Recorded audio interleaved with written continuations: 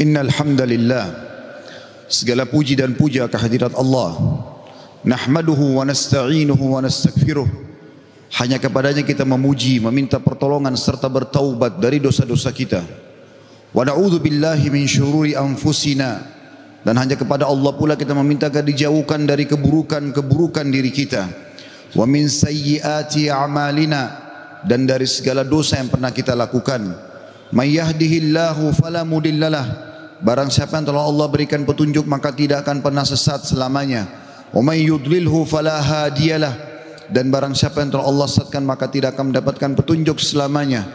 Asyhadu an la ilaha illallah wahdahu la syarikalah wa asyhadu anna Muhammadan abduhu wa rasuluh. Saya bersaksi tiada Tuhan yang berhak disembah kecuali Allah dan tidak ada sekutu bersamanya, dan Muhammad benar-benar hamba juga utusannya.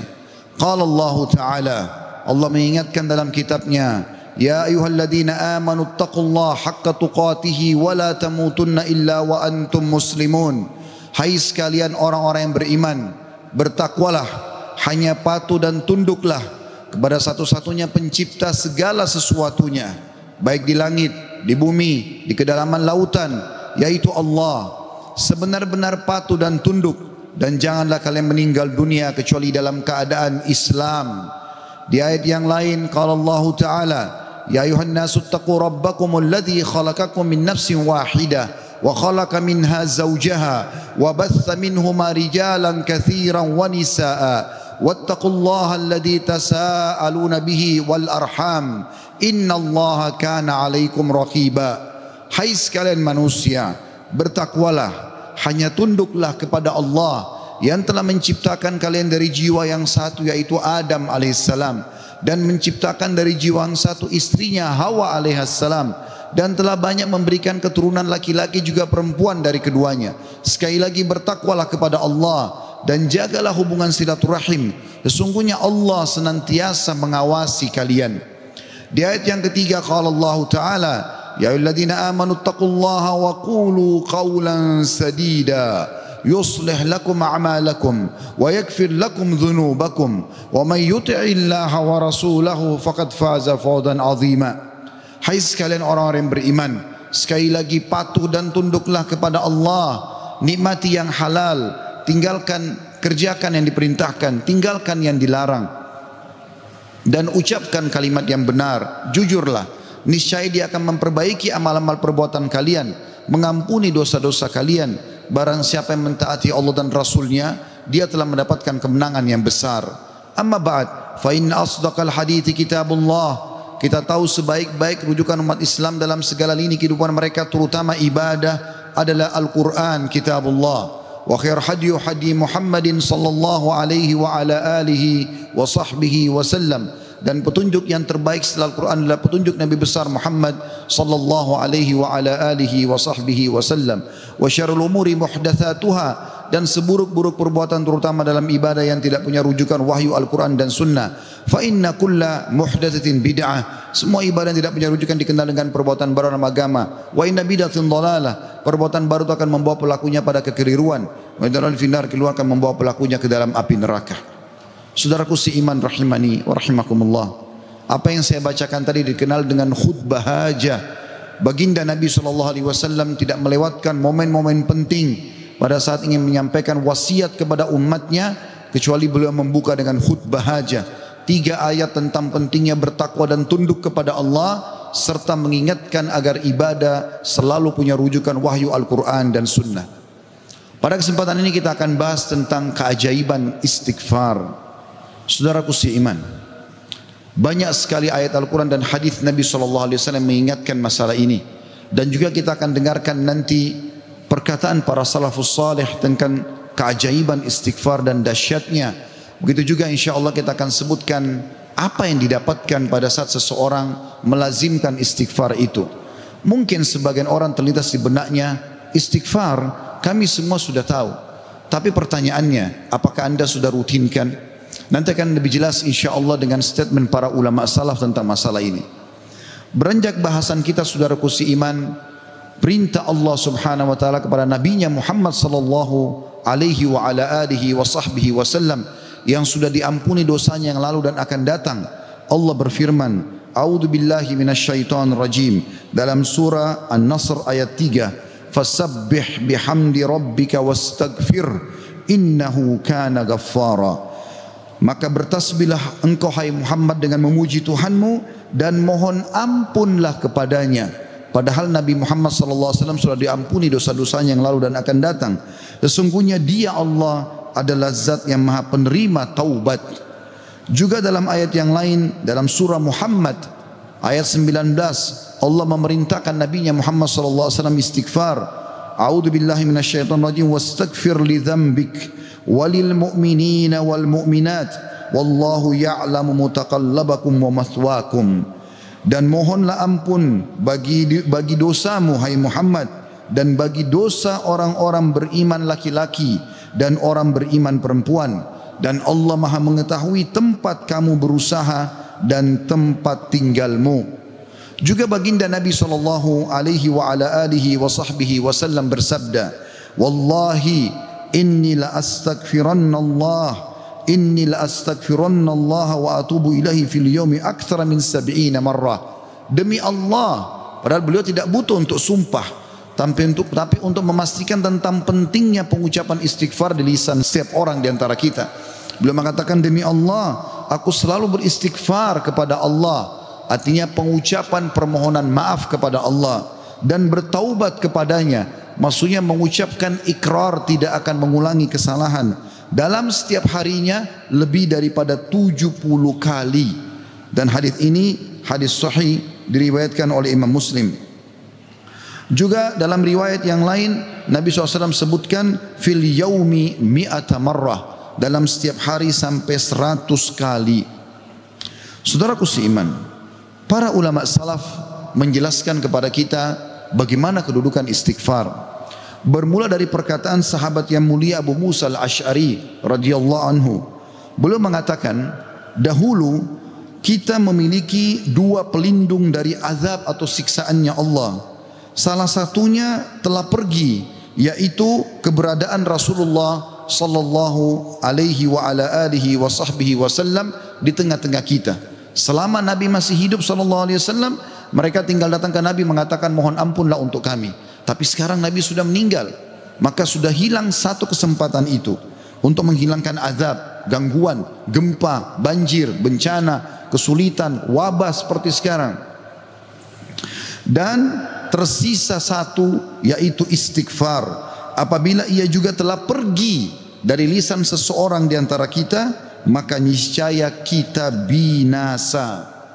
Rabi' ibn Haytham rahimahullah, seorang ulama tabi'in berkata, merendahlah kalian kepada Rabb kalian, berdoalah kepadanya di kala senggang, maka Allah telah berfirman dalam hadis qudsi, man da'ani fir rakha'i ajabtuhu fi syiddah. Siapa yang memohon kepadaku pada saat dia senggang, aku akan penuhi kebutuhannya pada saat lagi sempit. Wa man sa'alani a'taitu, dan siapa yang memohon kepadaku pasti aku akan beri, kata Allah. Wa man tawadha'a li rafa'tu, dan siapa yang merendah karena aku akan angkat derajatnya. Wa man tafarraga li rahimtu, dan siapa yang meluangkan waktu untuk ibadah kepadaku, aku akan kasihi dia. Wa man istaghfarani ghafartulah, dan siapa yang memohon istighfar kepadaku, memohon ampun, aku pasti akan memaafkan kesalahannya.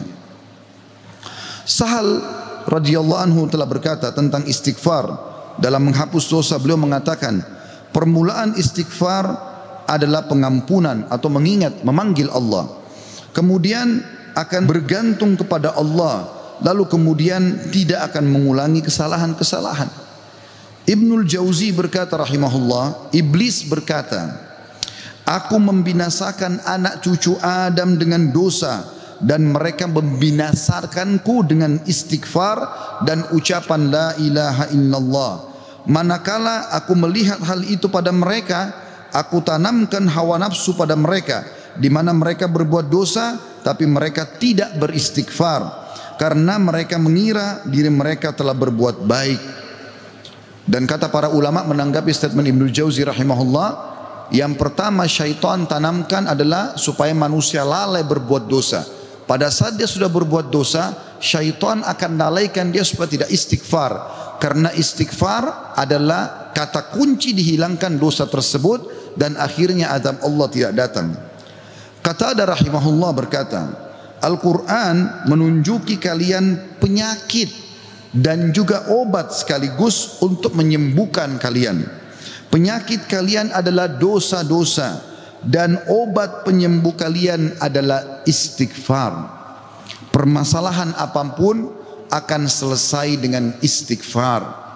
Andai saja sebuah wilayah disepakati dari pemimpinnya sampai masyarakatnya memasyarakatkan dan membudayakan istighfar di lisan mereka, di meja-meja makan mereka, di halaman rumah mereka, di meja-meja kerja mereka, di masjid mereka, di pasar mereka, demi Allah wahai saudaraku seiman, permasalahan di wilayah itu akan selesai semuanya dan rezeki akan terbuka seluas-luasnya. Anda akan dengarkan nanti kurang lebih 9 manfaat daripada istighfar itu sendiri. Ali radhiyallahu anhu berkata, sahabat Nabi yang mulia ini berkata, yang aneh adalah orang yang binasa padahal keselamatan ada bersamanya. Orang bisa kena gempa, banjir, penyakit kronis, kemiskinan, kesusahan hidup. Kata Ali radhiyallahu anhu, yang aneh adalah orang yang binasa padahal keselamatan ada bersamanya. Lalu beliau ditanya radhiyallahu anhu, apa keselamatan yang Anda maksudkan? Kata Ali radhiyallahu anhu, istighfar. Beliau juga berkata, tidaklah seorang hamba diilhami oleh Allah subhanahu wa ta'ala untuk beristighfar, Allah tidak mudahkan lisan Anda mengatakan astagfirullah. Itu saja kata beliau, kecuali Allah memang berkehendak untuk menyelamatkannya atau tidak mengazabnya. Seseorang soleh juga berkata, hamba berada di antara dosa dan nikmat, keduanya tidak akan menjadi baik kecuali mensyukuri nikmat dan istighfar dari dosa-dosa.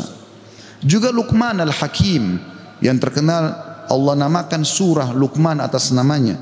Dia berkata kepada putranya, wahai anakku, Allah memiliki beberapa waktu tidak ditolak orang untuk meminta pada waktu itu, seperti antara azan dan iqamah, seperti sepertiga malam, saat hujan turun dan seterusnya.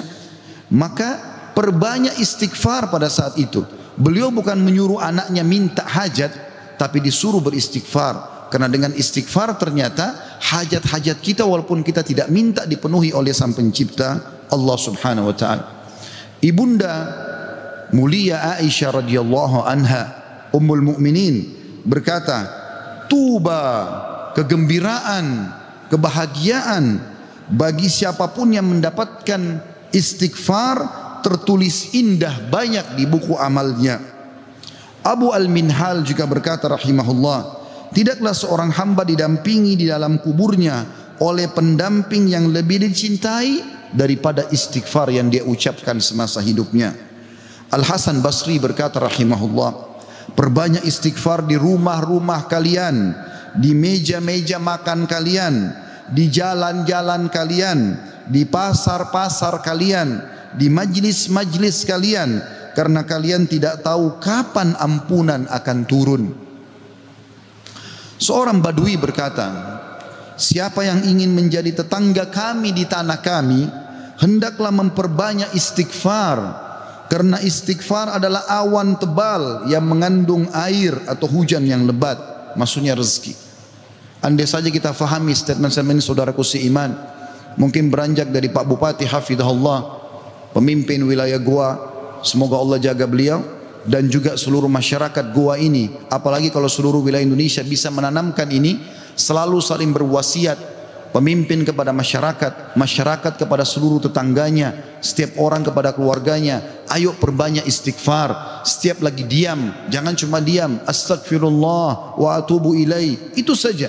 Berapa banyak orang, tadi saya dapat informasi masyarakat Goa kurang lebih kalau tidak salah 800.000. Kalau 800.000 orang anggap yang muslimnya misalnya 700.000 saja, semua beristighfar satu orang satu kali saja, ada 700.000 istighfar naik ke langit. Bukankah itu akan mendatangkan rezeki kepada kita? Bukankah itu pasti akan mengangkat wabah dan permasalahan yang kita hadapi? Demi Allah iya saudara. Jawabannya demi Allah iya. tinggal anda mau amalkan atau tidak. Juga Bakar bin Abdullah Al-Muzani rahimahullah berkata, kalian banyak berbuat dosa, maka perbanyaklah istighfar. Karena seseorang kalau menemukan istighfar dalam catatan amalnya, pada setiap jarak 2 baris buku amalnya hari kiamat, dia akan senang melihatnya. Ibnu Taimiyah berkata, ini statement terakhir dalam perkataan salafus salih, saya akan masuk setelah itu keutamaan daripada istighfar itu sendiri sebagai penutup khutbah kita insyaallah. Ibnu Taimiyah berkata, fikiranku kadang-kadang terpaku kepada sebuah masalah yang sulit aku hadapi, enggak ada solusinya, maka aku beristighfar kepada Allah 1000 kali. Astaghfirullah wa atubu ilaih, astaghfirullah wa atubu ilaih. Terus saya ucapkan 1000 kali sampai dadaku dilapangkan dan masalah yang sulit pun terpecahkan. Aku kadang berada di pasar, masjid atau sekolah, tapi hal itu tidak menghalangiku dari zikir dan istighfar sampai aku meraih apa yang aku inginkan. Istighfar teman-teman sekalian. Baik, kira-kira orang yang bertanya, apa yang saya dapatkan kalau saya beristighfar? Yang pertama, akan dicatatkan pahala buat anda sendiri. Karena istighfar ucapan yang tidak butuh energi banyak, hanya lisan dan bibir kita yang tergerakkan, ya, suara sedikit saja. Tidak ada energi yang besar. Itu adalah ibadah yang besar pahalanya. Allah subhanahu wa ta'ala memerintahkan kita dan memerintahkan juga Nabinya Muhammad sallallahu alaihi wasallam untuk beristighfar kepadanya. Allah berfirman di dalam surah Mu'min ayat 55, A'udzu billahi minasyaitonir rajim, fasbir inna wa'dallahi haqqun wastaghfir li dzambik wasabbih wastaghfir li dzambika wasabbih bihamdi rabbika bil asyi wal ibkar. Maka bersabarlah kamu hai Muhammad dan pengikutmu dalam melalui kehidupan dunia dengan segala macam cobaannya, toh ada kehidupan akhirat yang akan abadi dengan nikmat. Karena sungguhnya janji Allah itu benar, tidak ada kedustaan. Salat, puasa, zakat, bakti sama orang tua, bersedekah, zikir, doa, apa saja kerjakan, semua akan kau dapatkan hasilnya. Dan mohonlah ampunan untuk dosamu hai Muhammad, dan pengikutmu juga perintahkan mereka lakukan itu. Dan bertasbihlah seraya memuji Tuhanmu pada waktu pagi atau pada waktu petang dan juga pagi hari. Kemudian juga Allah mengatakan dalam surah Al-Muzammil ayat 20, a'udzubillahi minasyaitonir rajim, wastaghfirullah innallaha ghafurur rahim. Dan mohonlah selalu ampunan kepada Allah, istighfar. Sesungguhnya Allah Maha Pengampun lagi Maha Penyayang. Dan yang terakhir ayat Al-Quran adalah Al-Imran 133. Tentu ayat banyak sekali tapi saya singkatkan di sini karena khutbah Jumat. A'udzu billahi minasyaitonir rajim. Wasari'u ila magfiratin min rabbikum wa jannatin arduhas samawati wal ardu iddat lil muttaqin. Dan bersegeralah kamu kepada ampunan dari Tuhanmu dan kepada surga yang luasnya seluas langit dan bumi yang disediakan untuk orang-orang beriman. Yang kedua, saudaraku seiman, istighfar sebab utama datangnya rezeki. Allah menyebutkan dalam Al-Quran, ya, apa yang diucapkan oleh lisan nabinya yang mulia Nuh alaihissalam dalam surah Nuh ayat 10 sampai ayat 12. A'udzu billahi minasyaitonir rajim. Faqultu astaghfiru rabbakum innahu kana ghaffara yursilis samaa 'alaikum midrara wa yumditkum bi amwalin wa banina wa yaj'al lakum jannatin wa yaj'al lakum anhara. Maka aku berkata kepada kaumku, ya Allah, kata Nabi Nuh, mohonlah ampun kepada Tuhan kalian. Sesungguhnya Dia Allah adalah Maha Pengampun. Niscaya dengan mohon ampun istighfar kalian itu, Dia Allah akan mengirimkan hujan kepadamu yang lebat dan memperbanyak harta juga anak-anakmu, dan mengadakan untukmu kebun-kebun dan mengadakan di dalamnya sungai-sungai. Juga dalam surah Hud ayat 52 Allah subhanahu wa ta'ala berfirman, A'udzu billahi minasyaitonir rajim. Ya qaumi, Nabi Hud berkata alaihissalam, ya qaumi istaghfiru rabbakum thumma tubu ilaihi yursilis samaa 'alaikum midrara wa yazidkum quwwatan ila quwwatikum wa la tatawallaw mujrimin. Hai kaumku, kata Nabi Hud alaihissalam, banyaklah mohon ampunlah kepada Tuhan kalian dan bertobatlah kepadanya. Niscaya pasti dengan istighfar dan tobat kalian Dia menurunkan hujan yang sangat deras atasmu. Maksudnya subur, hujan bukan mematikan tapi membawa berkah. dan dia akan menambahkan kekuatan kepada kekuatanmu. Fisikmu akan kuat, fikiranmu, jiwamu akan sehat, dan janganlah kamu berpaling dengan berbuat dosa. Al-Qurtubi rahimahullah berkata tentang tafsir surah Hud ayat 52, di dalam ayat-ayat ini terdapat dalil bahwa istighfar digunakan untuk meminta rezeki dan hujan. Juga Ibnu Katsir berkata rahimahullah dalam tafsir beliau surah Hud ayat 25, jika kalian bertobat dan memohon ampunan kepada Allah serta kalian mentaatinya, niscaya Allah akan memperbanyak rezeki kalian, memberikan kalian minum dengan nikmat-nikmat langit, mengeluarkan untuk kalian nikmat-nikmat bumi, menumbuhkan untuk kalian tumbuh-tumbuhan, mengalirkan untuk kalian air, dan menjadikan untuk kalian kebun-kebun. Di dalamnya terdapat berbagai macam buah-buahan, dan dia menyelingi di antara kebun-kebun tersebut sungai-sungai yang mengalir. Yang ketiga, saudaraku seiman, istighfar sebab masuk ke dalam surga. Sebagaimana kita sudah tahu bersama-sama, salah satu zikir pagi dan petang yang sangat dianjurkan adalah membaca Sayyidul Istighfar, tuannya istighfar, yaitu lafadznya sebagaimana dinukil dari Nabi SAW. Beliau mengatakan, Allahumma anta rabbi la ilaha illa anta khalaqtani wa ana abduka wa ana ala ahdika wa wa'dika mastata'tu a'udhu bika min syarri ma sana'tu abu'u laka bi ni'matika alayya wa abu'u bidzambi faghfirli fa innahu la yaghfiru dhunuba illa ant. Yang artinya, ya Allah, sungguhnya Engkau adalah Rabbku, penciptaku. Tidak ada Tuhan yang berhak disembah kecuali Engkau. Engkaulah yang telah menciptakanku dan aku adalah hambamu. Aku senantiasa berada dalam perjanjian bersamamu. Maksudnya mentauhidkan Allah dan tidak bermaksiat. Dan aku yakin akan janjimu tentang pahala bagi orang-orang mukmin semampuku. Aku berlindung kepadamu dari kejelekan yang aku perbuat. Aku mengakui nikmatmu kepadaku serta aku mengakui dosaku. Oleh karena itu ampunilah aku, karena sungguhnya tidak ada yang mengampuni dosa kecuali Engkau. Kata Nabi SAW, siapa yang mengucapkan ini, man qalaha minan nahari mukinan, dia yakin, besok dia ucapkan di siang hari atau pagi hari dengan yakin dalam hatinya, famata min yaumihi, kemudian dia meninggal pada hari itu, qabla an yumsiya, sebelum tiba di sore hari, fahuwa min ahlil jannah, dia pasti masuk ke dalam surga. Wa man qalaha minal laili wa huwa muqinun biha, dan siapa ucapkan walaupun sekali saja di malam hari, famata, maka kemudian dia mati, qabla an yusbih, sebelum dia tiba pagi hari, fahuwa min ahlil jannah. Yang keempat, istighfar adalah sebab dihapuskannya dosa. Mohon maaf kalau sedikit panjang, saya minta waktu sekian beberapa menit lagi. Kata ada berkata radhiyallahu rahimahullah, sesungguhnya Al-Quran menunjuki kalian tentang penyakit dan penyembuhannya, yaitu dosa adalah penyakit dan penyembuhannya adalah istighfar. Allah berfirman, a'udzubillahi minasyaitonir rajim, dalam surah Al-Imran 135, walladzina idza fa'alu fahishatan aw zalamu anfusahum dzakarullaha fastaghfaru lidzunubihim wa man yaghfiru dzunuba illallah wa lam yusirru ala ma fa'alu hum ya'lamun. Dan juga orang-orang yang apabila mengerjakan perbuatan keji dan menganiaya diri mereka, kalau mereka buat dosa, maka mereka ingat kepada Allah lalu mereka memohon ampun terhadap dosa-dosa mereka, dan siapa lagi yang dapat mengampuni dosa selain Allah, dan mereka terus mereka tidak meneruskan perbuatan dosa itu sedang mereka mengetahuinya. Kemudian teman-teman sekalian, selanjutnya adalah yang kelima, istighfar mencegah hukuman dari Allah Subhanahu wa taala. Saya ambil satu saja. Al Hasan Basri rahimahullah berkata, wahai anak Adam, meninggalkan dosa lebih ringan bagimu daripada mencari taubat, dan ketahuilah bahwasanya pada saat kau meninggalkan perbuatan dosa atau kau beristighfar pada saat berbuat dosa, maka azab Allah tidak akan datang. Karena Allah berfirman dalam surah Al-Anfal ayat 33, a'udzubillahi minasyaitonir rajim, wa ma kana Allahu liyu'adzibahum wa anta fihim, wa ma kana Allah mu'adzibahum yastaghfirun. Dan Allah sekali-kali tidak akan mengazab mereka sedangkan kamu berada di tengah-tengah mereka, hai Muhammad, dan tidak pula Allah akan mengazab mereka sedang mereka selalu memohon ampun. Yang keenam, istighfar sebab diangkatnya derajat. Dalam sebuah hadis, ajarkan bab ini kepada anak anda.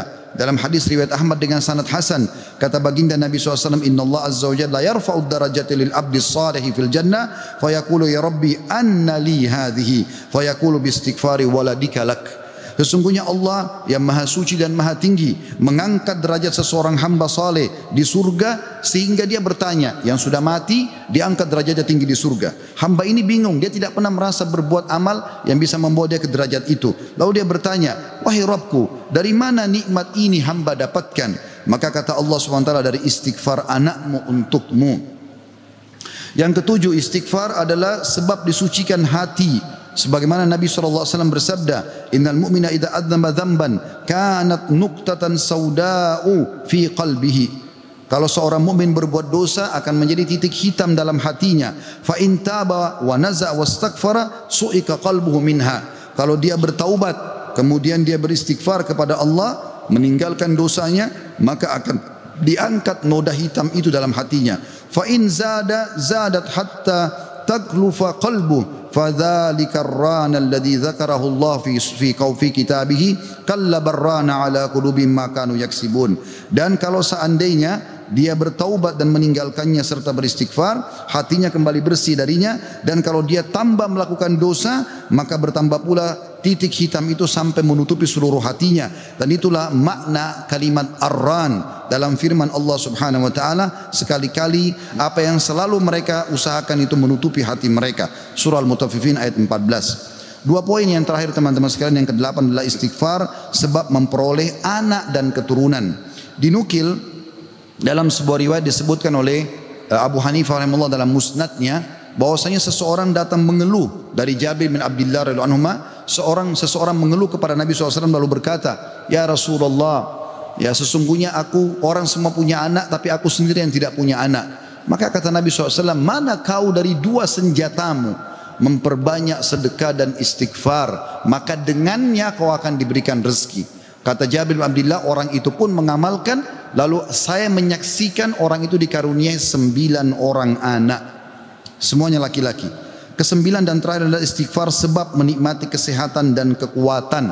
Sebagaimana dijelaskan dari dalam surah Hud ayat 52, dan sudah saya bacakan tadi ayatnya, saya tidak ulangi, tapi potongan ayatnya adalah yazidkum quwwatan ila quwwatikum. Istighfar menyebabkan bertambahnya kekuatan di atas kekuatan. Izinkan saya teman-teman sekalian menyampaikan sebuah kisah yang berhubungan dengan masalah ini, atau dua buah kisah ringkas. Ada seseorang di Irak dulu pernah berdagang, kemudian dia menemukan semua pedagang di pasar laku barangnya kecuali dia, dan dia orang miskin. Dia mengatakan, saya pun dulu di dekat barang saya sampai menjelang sore belum laku-laku. Maka tiba-tiba saya mengingat firman atau sabda Nabi SAW, man aksara istighfar, siapa yang memperbanyak istighfar, ja'alallahu lahu min kulli hammin faraja, Allah akan berikan kelapangan dari setiap kesedihannya, wa min kulli dikin makhraja, dan jalan keluar dari setiap masalahnya, dan juga razaqahu min haitsu la yahtasib, maka Allah akan berikan rezeki dari tempat tidak disangka-sangka. Maka dia bilang, saya pun beristighfar kepada Allah, dan terjadi satu keajaiban yang luar biasa. Ternyata datang kepadaku hampir seluruh pedagang pasar datang, dan mereka memperebutkan barang daganganku. Terakhir kisah seseorang yang bernama Abu Yusuf, saudaraku seiman, di musim haji, seorang syekh, dalam kisah yang tidak disebutkan namanya siapa, sedang menyampaikan masalah istighfar. Datang seseorang setelah pengajian bernama Abu Yusuf lalu berkata, Syekh, saya ingin bercerita tentang manfaat istighfar yang anda sampaikan tadi. Kata syekhnya, silakan. Dia bilang, saya menikah bertahun-tahun tidak punya anak sama sekali, dan saya sama istri saya sedih. Lalu satu waktu saya pernah mendengarkan sebuah siaran tentang makna firman Allah SWT surah Nuh ayat 10 sampai ayat 12. Tadi sudah saya bacakan ayatnya, bahwasanya orang kalau istighfar akan diturunkan hujan dari langit, diberikan keturunan dan juga harta. Lalu saya mengatakan kepada istri saya, wahai Ummu Yusuf, ayo kita istighfar, sudah bertahun-tahun kita berusaha berobat sana sini tidak punya anak. Maka dia sama istrinya yang mengatakan, kami pun beristighfar tidak mengenal waktu, tidak mengenal tempat, kecuali di WC. Kita tidak baca di WC, di tempat tidur, di ruang makan, di halaman, selalu baca. Dan subhanallah, kata dia, Syekh, bulan itu Ummu Yusuf hamil dan lahirlah Yusuf. Begitu selesai hamil, lagi masa nifas, saya bilang, Ummu Yusuf, kita sudah bertahun-tahun tidak punya anak, ayo kita istighfar kepada Allah untuk anak yang kedua. Kata dia, anda tahu Syekh, selesai nifas Ummu Yusuf hamil dan kami dapat lagi anak kedua, dua-duanya laki-laki. Setelah anak kedua lahir, di masa nifas saya bilang lagi, wahai Ummu Yusuf, kita beristighfar kepada Allah untuk anak yang ketiga. Maka saya sama Ummu Yusuf beristighfar yang ketiga, dan ternyata selesai masa nifas hamil dan juga melahirkan di tahun ketiga anak laki-laki yang ketiga. Kata syekhnya, semoga Allah berkahi. Itu betul-betul firman Allah. Allah mengatakan Allah tidak akan pungkiri janjinya. Dia mengatakan, belum selesai kisah saya Syekh. Setelah itu Ummu Yusuf berkata, wahai Abu Yusuf, kita berhenti dulu istighfar untuk mohon anak, istighfar untuk yang lainnya, tapi permohonan anak berhenti dulu sampai anak-anak besar. Kami sepakat 2-3 tahun kemudian saya mengatakan, Ummu Yusuf, sekarang saatnya kita minta agar Allah berikan kita anak perempuan yang cantik dan salihah. Maka kami pun beristighfar dan ternyata Ummu Yusuf hamil dan sekarang saya di musim haji, wahai Syekh, sedang datang bersama Ummu Yusuf yang baru saja melahirkan bersama dengan bayinya, bayi perempuan. Aqulu qauli hadza, saya sudah mengucapkan perkataan saya ini, wa astaghfirullah li wa lakum, dan saya beristighfar kepada Allah, mengajak jamaah istighfar kepada Allah, fastaghfiruhu innahu huwal ghafurur rahim, beristighfarlah sungguh Dia Maha Pengampun dan juga Maha Pengasih. Alhamdulillah wassalatu wassalamu ala Rasulillah. Segala puji dan puja kehadirat Allah Subhanahu wa taala, juga salawat dan taslim kepada Nabi besar Muhammad sallallahu alaihi wa ala alihi wa sahbihi wasallam. Hari Jumat adalah hari yang mulia saudaraku seiman, dan ada waktu mustajab doa. Dalam dua riwayat, yang pertama riwayat Imam Muslim, kata Nabi SAW, tidak ada seorang muslim pun berdoa di hari Jumat kecuali diijabah, dan kejarlah pada saat khatib di khutbah kedua sampai diiqamahkan solat. Makanya semua khatib pasti berdoa di khutbah kedua. Yang kedua riwayat An-Nasai, kata Nabi SAW, Jumat ada 12 waktu, tidak ada seorang muslim yang berdoa kecuali diijabah sama Allah, dan perbanyak doa selepas asar sampai terbenam matahari. Maka jangan kita sia-siakan waktu mustajab ini. Mari kita hadirkan hati dan pikiran kita untuk berdoa kepada Allah Subhanahu wa taala, semoga Ia mengijabahnya. Alhamdulillahi Rabbil Alamin. Kami memujimu ya Allah sebagaimana layak Kau dipuji sebagai pencipta. Dan juga kami mengucapkan salam hormat kami kepada Nabi Muhammad sallallahu alaihi wasallam, sebagaimana Engkau telah mengucapkan salam hormat kepadanya. Ya Allah, kami tidak berkumpul di salah satu rumah-Mu ini kecuali karena ingin menjalankan perintah dan kewajiban yang Kau bebankan kepada kami.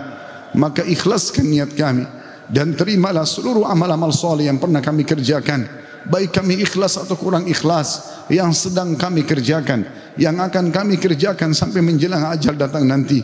Sesungguhnya la haula wala quwata illa bik, kami tidak punya daya dan kekuatan kecuali dengan izin-Mu. Ya Allah, ampunilah seluruh dosa-dosa kami, dosa kedua orang tua kami, dosa seluruh kerabat-kerabat kami, dosa seluruh kenalan-kenalan kami, bahkan dosa seluruh muslimin dan muslimat, mukminin dan mukminat yang hidup dan juga yang sudah meninggal. Ya Allah, janganlah Engkau bubarkan kami dari solat Jumat yang mulia ini kecuali Engkau telah bersihkan dosa-dosa kami, dan Engkau ganti semuanya menjadi pahala dengan izin-Mu, karena Engkau telah mengucapkan dalam satu firman-Mu, ulaika alladziina yubaddilullahu sayyi'atihim hasanat, mereka adalah hamba-hamba yang Allah ganti dosa-dosanya menjadi pahala. Ya Allah, jadikan negara kami Indonesia negara yang aman, tentram, damai, seluruh umat Islam di bawah naungan ukhuwah Islamiyah. Dalam hal ibadah mereka kembali kepada Al-Quran dan Sunnah. Makmurkan negeri kami, lunasi utang-utang negara kami, bukalah seluruh rezeki dari seluruh penjuruhnya, kembalikan kami semua ke jalan-Mu ya Allah. Dan siapapun menginginkan keburukan bagi negara kami, bagi agama kami, bagi diri-diri kami, kembalikan tipu daya mereka kepada diri mereka sendiri. Ya Allah, tolonglah saudara kami di Palestina, di Syria, di Yaman, di Irak, di Myanmar, di Ahsa, dimanapun mereka berada sedang tertindas. Ikhlaskan niat mereka, terima para syuhada mereka, muliakan Islam di tangan mereka dan tangan kami semua, serta ikut sertakan kami bersama mereka di pahala, baik dengan doa, dengan harta, dengan jiwa kami. Dan ya Allah, satukanlah kami semua di surga Firdaus-Mu tanpa hisab, mana Engkau satukan kami dalam majlis yang mulia ini. Rabbana atina fid dunya hasanah, ya Allah berikanlah kami semua kebaikan di dunia, wa fil akhirati hasanah, dan semua kebaikan di akhirat, wa qina adzabannar, selamatkan kami dari api neraka, wa adkhilnal jannata ma'al abrar, dan masukkanlah kami ke dalam surga bersama orang-orang yang patuh. Ya Azizu ya Ghaffar, wa Izzat yang maha mulia dan juga maha pengampun. Ya Rabbal alamin, wa Tuhan alam semesta. Wa sallallahu nabiyina Muhammadin walhamdulillahi rabbil alamin. Inna Allah ya'mur bil adli wal ihsan. Allah seluruh menyuruh kita berbuat adil dan kebaikan. Wa yanha 'anil fahsya'i wal munkari wal baghi. Allah larang perbuatan keji, mungkar dan maksiat. Ya'idukum la'allakum tadhakkarun. Itu peringatan dari Allah, jadikanlah sebagai pegangan hidup kalian. Fadhkurullahal azima yadhkurkum. Ingat kepada Allah maka Allah akan ingat kepada kalian. Washkuru ala niyami yazidkum. Syukuri nikmatnya dia pasti akan tambah. Wala dzikrullahi akbar. Mengingat Allah adalah amalan yang paling besar. Wa aqimis shalah, dan dirikanlah salat.